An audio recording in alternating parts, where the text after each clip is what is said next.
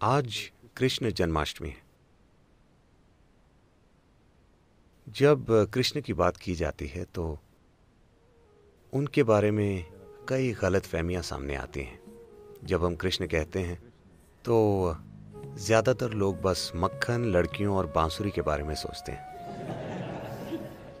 हाँ, लेकिन हमें समझना चाहिए कि मक्खन में उनकी रुचि सिर्फ 6 या 8 साल की उम्र तक ही थी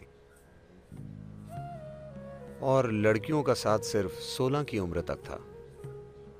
16 की उम्र में जब उनके गुरु सांदीपानी ने यह समझाया कि उनके जीवन का उद्देश्य क्या है, सबसे पहले उन्होंने वृंदावन छोड़ दिया और कभी वापस नहीं गए।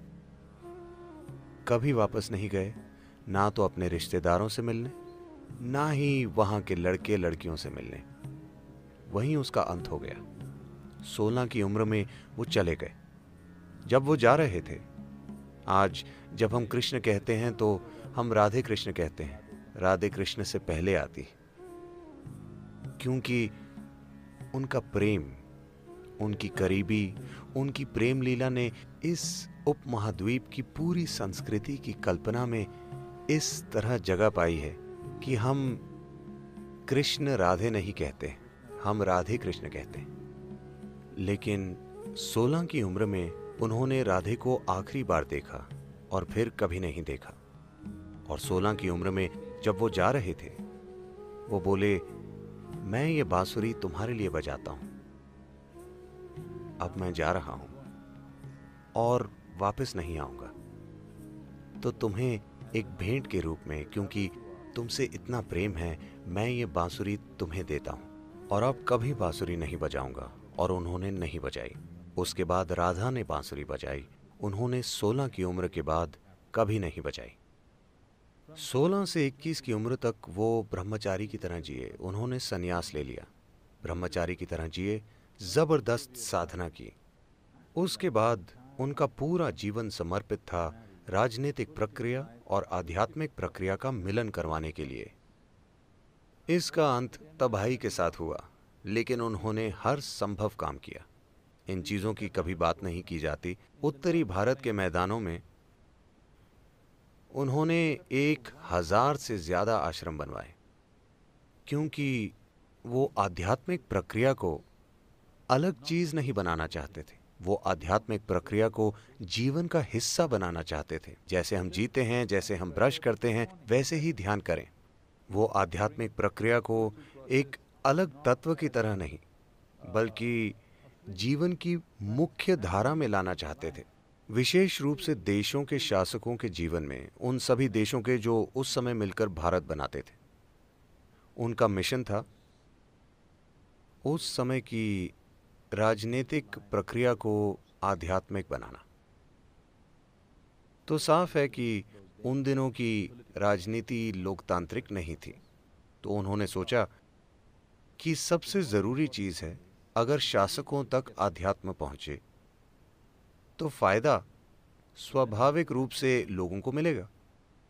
जो लोग दूसरे लोगों के जीवन को संभालते हैं, जैसे राजा या प्रधानमंत्री या आज के राष्ट्रपति या किसी कंपनी के सीईओ, क्योंकि उनके नीचे लाखों लोग काम करते हैं। जब आपके पास ऐसी जिम्मेदारी है तो हर विचार जो आप पैदा करते हैं, हर भावना जो आप पैदा करते हैं, हर काम जो आप करते हैं, वो लाखों लोगों की जिंदगी को प्रभावित करता है। जब आपके पास ऐसी जिम्मेदारी है तो ये बहुत महत्वपूर्ण है कि आप एक अच्छी स्थिति में हैं। आप क्या सोचते हैं, क्या महसूस करते हैं, वो एक ऐसे भीतरी स्थान से आना चाहिए जो लोगों की खुशहाली के लिए काम करे। अगर मैं एक सीमित नजरिए से जीवन को देखता हूं, तो हर विचार जो मैं पैदा करता हूं, हर भावना जो मेरे अंदर है, उससे लोगों का जीवन बर्बाद होगा। वो काम जो मैं करता हूं, और विशेष रूप से वो काम जो मैं नहीं करता, जो मुझे करने चाहिए, उनसे लोगों के जीवन में जबरदस्त नुकसान होगा, है ना? तो उन्होंने सिर्फ शासकों पर ध्यान दिया। वो चाहते थे कि उस समय के राजा आध्यात्मिक हो जाएं। दुर्भाग्य से इसका अंत तबाही के साथ हुआ, कुरुक्षेत्र की तबाही। एक भयंकर युद्ध जिसमें पुरुषों की एक पूरी पीढ़ी खत्म हो गई। पर फिर भी हम उनकी पूजा करते हैं। हर वो चीज जो वो रचना चाहते थे वो असफल हो गई कुरुक्षेत्र युद्ध के साथ। एक चीज जो उन्होंने हर हाल में रोकने की कोशिश की वो था ये युद्ध, लेकिन सबसे भयंकर युद्ध हुआ और वो खुद, उनके अपने परिजन आपस में लड़े और एक दूसरे को मारा। पर हम उन्हें भगवान कहते हैं क्योंकि इस सब के बीच वो आनंदित थे, वो अछूते थे। एक भयंकर सच्चाई, एक भयंकर नाटक से जो उनके आसपास हो रहा था, पर फिर भी अछूते। इसीलिए हम उन्हें भगवान कहते हैं। ये आप भी कर सकते हैं, है ना? आप दुनिया में सबसे सफल बनेंगे या नहीं, ये कई सच्चाइयों पर निर्भर है। पर क्या आप एक सफल मनुष्य हैं? मतलब आप अपना जीवन जागरूक होकर चला सकते हैं, या जब जीवन आपको परेशान करेगा तो आप एक जानवर बन जाएंगे? यही सवाल है। अगर ये एक सवाल आप सफलता से संभाल लेते हैं तो हम आपको भी भगवान कहेंगे। हाँ,